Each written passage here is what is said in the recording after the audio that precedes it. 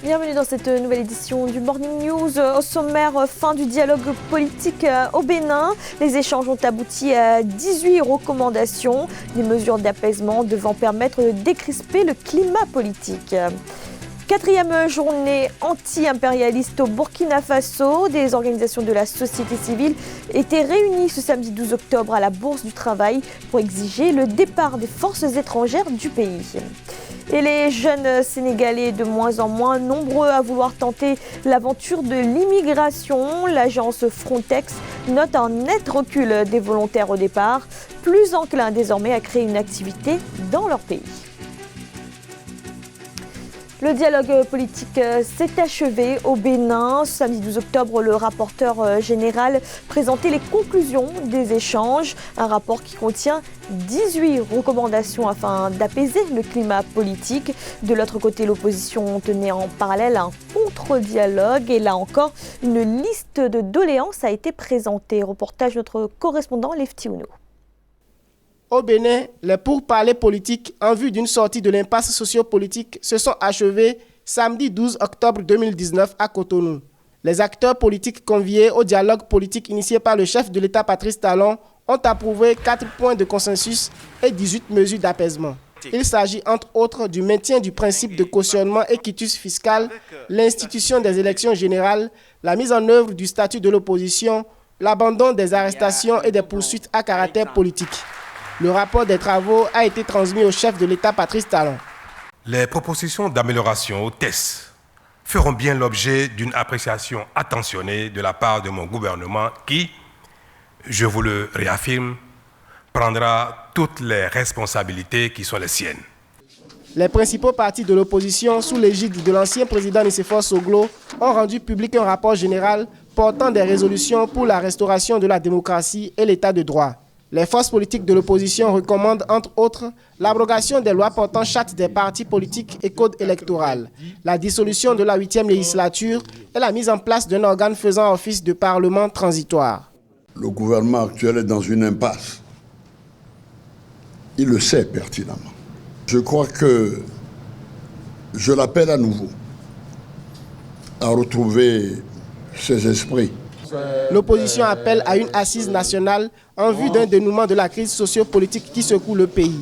Tous les regards sont tournés vers les actes qui seront mis en œuvre par le gouvernement du président Patrice Talon au sortir de ces assises politiques. Il faut souligner que 8 formations politiques sur 9 conviées ont pris part au dialogue politique initié par le chef d'État Patrice Talon.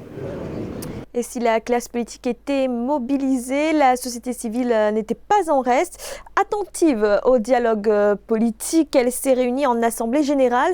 Les travailleurs du public comme du privé étaient représentés. Ils ont notamment tenu à alerter l'opinion sur les difficultés des secteurs de l'éducation et de la santé. Notre correspondant Lefty Ouno a assisté au débat. Au Bénin, des organisations sociales se disent préoccupées par la situation sociopolitique et économique du pays, évoquant une déconfiture dans les secteurs de la santé et de l'éducation, la précarité et les mesures d'austérité, les licenciements des travailleurs ou encore l'impact de la fermeture des frontières nigérianes. Ces organisations de travailleurs du secteur public, parapublic et privé, des jeunes, des artisans, des étudiants et autres ont réfléchi sur les perspectives du développement du pays. Nous avons eu à réfléchir, à échanger sur des propositions faites par le professeur Philippe Noudienoume, qui nous a proposé ce document qui, en fait, propose l'organisation des assises nationales. À travers ces échanges, les participants ont adopté le manuscrit intitulé « Proposition pour une réorientation du modèle économique et politique du Bénin » du professeur Philippe Noudienoume, premier secrétaire du Parti communiste du Bénin. Il faut une assise. Il faut que le Bénin produise ce dont il a besoin. Il faut une autre politique pour l'éducation. L'école est en ruine. Ces organisations sociales entendent non seulement maintenir la veille citoyenne afin de sauvegarder les acquis démocratiques, mais aussi s'investir pour contribuer au développement du pays. Par ailleurs, elles appellent à la libération des détenus politiques et l'amnistie des exilés politiques en vue d'un véritable dialogue national. Au Burkina Faso, la présence de forces militaires étrangères sur le territoire national soulève beaucoup de questions. La lutte contre le terrorisme, souvent présentée comme justification, ne serait qu'un prétexte selon certaines organisations de la société civile. La société civile qui tenait ce samedi 12 octobre les 4e journées anti-impérialistes. Reportage de notre correspondant Jean-Paul Ouedraogo. Impérialisme et terrorisme en Afrique, causes et perspectives pour les peuples en lutte pour leur libération nationale et sociale. C'est sous ce thème que se sont déroulées les activités des 4e journées anti-impérialistes tenues à Ouagadougou les 11 et 12 octobre 2019. Un meeting tenu dans la matinée du samedi à la Bourse du Travail a servi de cadre d'interpellation des populations africaines à la lutte pour la souveraineté. Les masques sont tombés et il nous appartient de nous mobiliser et de nous battre pour exiger le départ des bases militaires étrangères de nos pays. Ces bases militaires sont la perpétuation des politiques impérialistes de domination et de soumission de nos peuples. L'édition 2019 de ces journées se tient dans un contexte marqué par l'expansion du terrorisme en Afrique de l'Ouest notamment. Si la situation nécessite une claire compréhension des enjeux véritables du moment, il s'agit aussi pour les organisateurs de rejeter à travers cette manifestation toute forme de soutien militaire étranger à même de conduire à la négation de l'indépendance du continent. Nous sommes conscients que les peuples ne peuvent pas vaincre la domination à la fois impérialiste et le terrorisme sans des soutiens. Mais ces soutiens-là ne passent pas nécessairement par la présence de forces armées sur nos territoires. Pour rappel, les journées anti-impérialistes se veulent être un cadre de réflexion et d'élévation des connaissances politiques et idéologiques au profit des jeunes du Burkina et d'ailleurs. Aux côtés des organisateurs burkinabés, des délégations venues d'Afrique et d'Europe ont livré des messages de soutien dans lesquels elles ont appelé les Africains à se soustraire du poids colonialiste. Ces derniers mois, les drames de l'immigration ont fait la une de l'actualité avec le naufrage de plusieurs navires de migrants. Au Sénégal, on note pourtant un recul des départs pour l'Europe, au périple souvent dangereux avec un avenir incertain. Les jeunes préfèrent désormais la création d'une activité près de chez eux. Reportage de notre correspondant El Adjaï.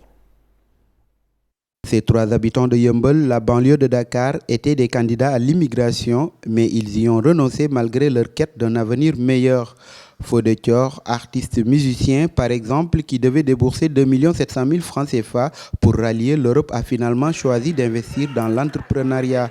Ce, grâce au conseil et accompagnement de l'association Académie Banlieue Culture. Situation familiale, des fois, de poser. Moi, ce sont mes parents qui me poussaient à aller vers l'immigration parce que les temps étaient très durs. Mais depuis que j'ai changé d'avis, j'ai fini par choisir l'entrepreneuriat et je pense que c'est plus bénéfique pour moi. Je suis musicien, donc au-delà de la musique, je peux investir ailleurs. Ces exemples des jeunes de la banlieue de Dakar et d'autres régions du pays font que les chiffres des départs clandestins pour l'Europe marquent un coup d'arrêt. Les candidats sénégalais se désintéressent de jour en jour. Même constat aussi chez les autres pays africains, puisqu'en un an, les migrants sont 30% de moins à venir vers le continent, selon l'agence Frontex. Nous avons constaté à travers les sensibilisations que nous faisons et les formations que nous organisons ont vraiment fait que le nombre a beaucoup reculé en banlieue. Car il faut aussi savoir que la plupart des jeunes qui quittent ici pour aller en voyage, ils sont issus de la banlieue. Donc l'association a été créée en 2018 et entre-temps, je pense qu'on a travaillé là-dessus d'une manière vraiment à décourager certains jeunes à ne pas partir à travers nos sensibilisations. L'association Académie Banlieue Culture organise des conférences, des ateliers et des porte-à-porte pour les jeunes sur le point de partir. À ce jour, ils ont pu sensibiliser une centaine de jeunes Sénégalais issus de la banlieue. En Égypte, la future capitale administrative sera alimentée principalement par des énergies renouvelables. 64 bâtiments publics seront ainsi dotés d'installations solaires accordées au réseau électrique de la ville.